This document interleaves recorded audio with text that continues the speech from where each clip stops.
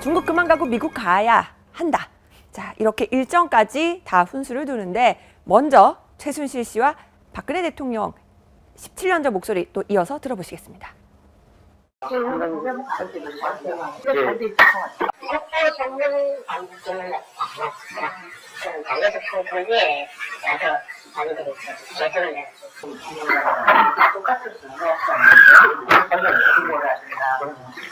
근데 이제 그런 걸 많이 봐야 저희가 이제 장래에는 되거든요. 그렇게 안 돼 있으면 중국만 하시고 미국은 한번 가서 보셔야 될 것 같아요. 메모리얼이 제일 잘 되는 데가 미국이잖아요. 아니 거의 지금 박 대통령 목소리 네. 보면은요 이게 지금 기념관 어디 가보자 그렇죠. 하면서 나온 얘기거든요. 네, 그러니까 이제 지금 아무래도 중국의 선문이나 지금 네. 미국에 가면 이제 대통령 기념관들이 많지 않습니까? 네. 도서관 형태로 되어 있는 것들도 있고 따로 링컨 기념관이라든지 뭐 이렇게 기념관이 되어 있는 거 있는데 이제 박정희 대통령 기념관을 만들면서 이제 어떤 형태로 만들 것인지 네. 사실 이제 그동안 정부에서는 이걸 이제 박 대통령 기념관 아니라 기념관 플러스 도서관으로 만들기로 네. 했습니다. 그러니까 지금 여기 보면 최순실 씨가 기념관을 어떻게 만들 건지 어디 가봐야 되는 거 아니냐? 그러니까 중국 이제 그만 가고 미국에 네. 한번 가보자. 미국에 잘 돼 있으니까.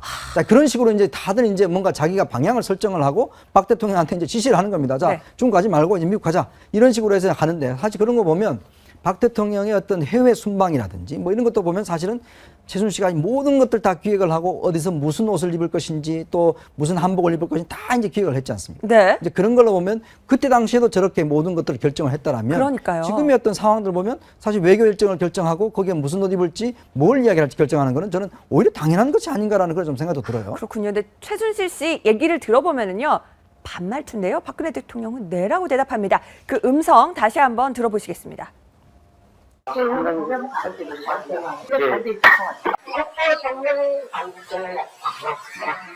당에서 총선에 가서 자기들이 결정을 내렸죠. 똑같았어요. 근데 이제 그런 걸 많이 봐야 저희가 이제 장래에는 되거든요. 그렇게 안 돼 있으면 중국만 하시고 미국은 한번 가서 보셔야 될 것 같아요. 메모리얼이 제일 잘 되는 데가 미국이잖아요. 아니 정미영 의원님 근데 이제 거의 반말이에요. 저도 지금 우리 시청자분들, 네. 국민들께서 똑같은 심정일 것 같아요. 네. 저 정도인지는 사실은 몰랐잖아요. 그냥 고영태 씨나 차은택 씨나 지금 주변 인물들이 지금 얘기하는 것만 듣고 이게 간접적으로만 그냥 하실 수 있는데 이 정도 느낌인지를 사실은 모르거든요. 근데 지금 지금 녹취 파일을 보면 이제 느낌이 오는 것 같아요. 그 사람들이 왜 그렇게 얘기했는지. 그다음에 왜 대한민국 권력 서열 1위는 최순실이라고 말을 했는지. 박근혜 대통령이 아니라고 그들이 말하는 그 느낌을 뭔지 너무나 잘 알 것 같아요. 지금 보세요. 중국은 그만 가시고 뭐 미국에 가야 된다 그러고. 반말로. 예. 네. 그런 식으로 다 지금 지시하잖아요. 네. 예. 그러면 뭐냐면 박근혜 대통령 되고 난 이후에 그 해외 순방이라든지 뭐 하나하나 일정을 뭐 이번에는 어디 가세요? 뭐 내일은 다음번에는 어디 가세요? 이것까지 아마 다 이게 최순실 씨 머릿속에서 나온 게 아닌가. 그리고 문고리 3인방한테 지시하고 이런 관계가 막 지금 머릿속에서 막 떠오르잖아요. 한편으로는 우리 박근혜 대통령이 언변이 좋지 않기 때문에 듣는 위주라서 그렇다고도 볼 수는 있어요. 네. 말을 많이 듣고 근데 중간 결정 단계에 가서도 결정을 못 하는 거거든요. 네. 권유를 하잖아요. 중국보다는 미국 가라. 미모리얼이 많으니까 그 얘기를 하고 아마 저 결정이 돼서 나중에 미국 갔는지 뭐 확인은 안 되고 있지만 이게 말이 조금 눌변이고 언변이 안 좋아서 답 얘기를 못 끼어드는 거하고 누가 지시하고 최종 결정하는 거 봤을 때 요 지금 예산 집행 부분, 부지 선정 부분 그리고 어떤 견학이라든지 참고하는 부분 대부분 상황에서 최순실 씨가 A나 B 씨를 통해서 결정하는 과정을 거치고 있는 것 같아요. 의사를 수렴하는 게 최순실 씨가 최종적으로 결정하는 그런 뉘앙스이기 때문에 언변하고 상관없이 주도권을 자체를 최순실 씨가 갖고 있다고 이렇게 아주 그렇게 느껴집니다. 아니, 그러니까 이게 문제점이 뭐냐면 이게 국가를 운영할 때 보면은 네. 사실은 장관하고 해당 부처의 장관이나 네. 사실 실국장은 뭐 아니더라도 이렇게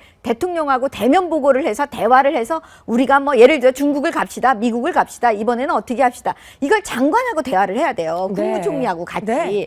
근데 지금 우리는 대면 보고를 계속 안 한다. 네. 막 그런 얘기가 계속 많이 나오고 있잖아요. 대통령하고 대면 보고를 한 번도 안 했다는 지금 장관 그런 얘기를 하고 있는 정도면 네. 지금 문제는 뭐냐면 그냥 일방적인 지시로 지금 했다는 거예요. 국정 운영이. 네. 박근혜 대통령이 그다음에 문고리 3인방을 통해서 일방적으로 딱 지시를 하고 그러면 뭐냐면 이게 어떻게 장관들하고 회의를 안 했을까? 우리가 늘 그걸 이상하게 생각했는데 그 이유가 여기 있네요. 그래서 위험하다는 거죠. 비선 실세가 위험하다는 거는 이게 전혀 검증이 거쳐지지 네. 않은 상태에서 그냥 대통령의 뜻이라고 딱 가면 그걸 누가 맡겠어요. 대통령 뜻이라는데. 그렇습니다. 바로 이 점이 지금 우리 국민들께서 다 뒷목을 잡으시는 지점입니다. 그러니까 한상훈 조리장이 이제 저번에 증언을 했지 않습니까? 네. 매주 일요일 날마다 이제 최순실이 이제 청와대에 들어와서 관저에 와서 한 3시쯤 들어와서 3인방을 모아놓고 회의를 한다는 거 아니겠습니까? 네. 회의를 하고 뭐 결정 사항들 이야기를 하고 그다음에 자기가 밥 먹고 이제 나간다는 거 아니겠어요? 대통령이 그 회의에 참석하지도 않는다는 거 아닙니까? 네.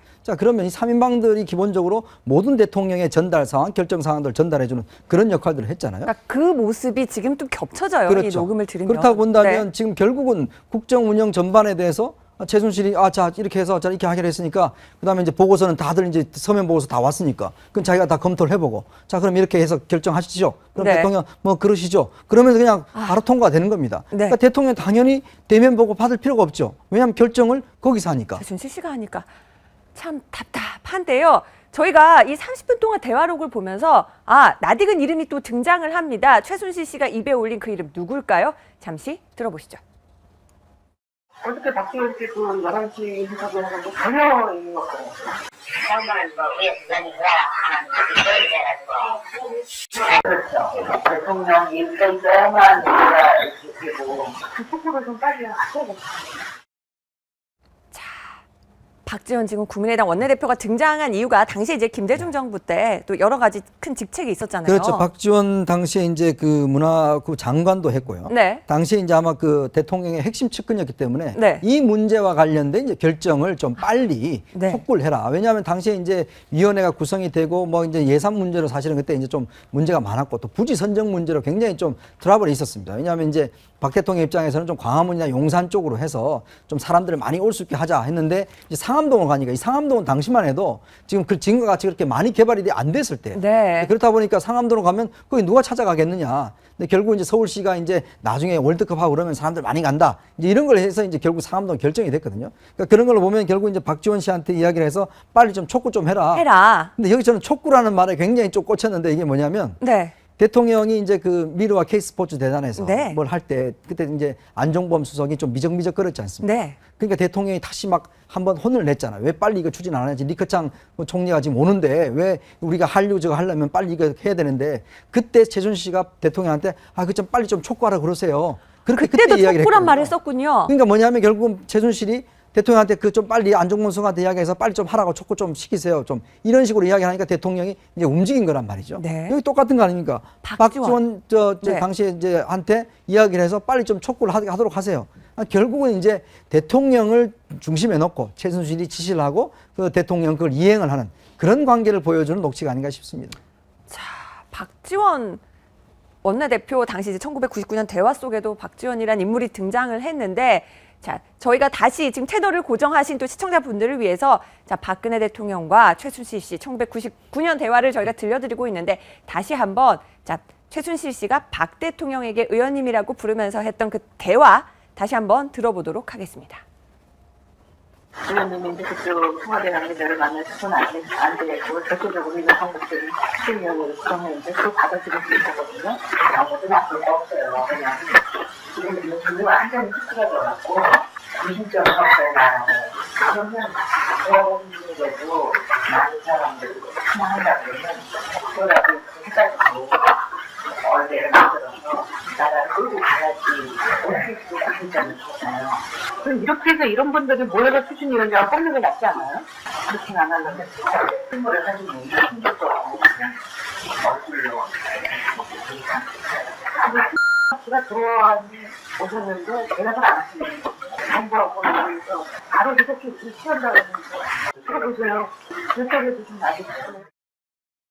자, 다시 한번 이제 청와대 관계자 얘기를 계속 지금 만나야 된다 이렇게 하고 있거든요. 보시면은 의원님 다시 한번 이제 쭉 저희가 맥락을 짚어드렸는데 어떤 생각이 드셨습니까?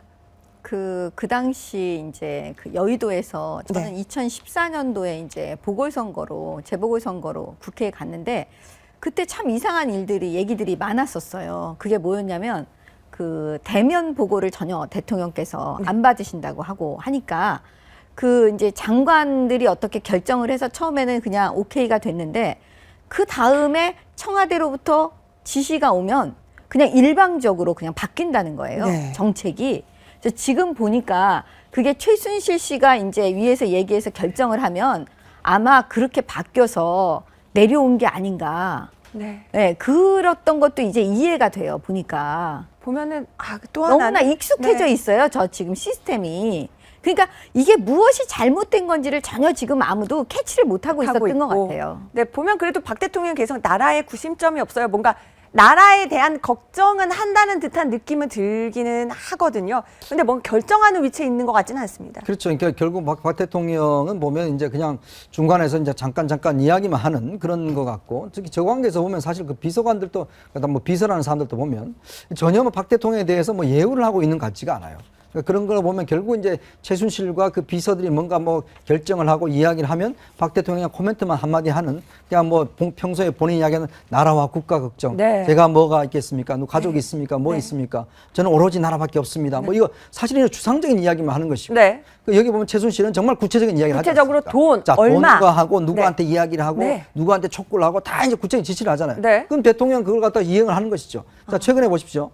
서성환 전 국토교통부 장관한테 대통령이 밤늦게 전화를 해서, 자, 미사리 쪽에 뭐 그쪽 지역에다가 이제 좀 그 스포츠 단지를 만들어라, 이 이야기를 지시를 했다는 거예요. 네. 그게 나중에 알고 보니까 결국 그때 최순실씨가 그 지역에 땅을 사놨지 않습니까?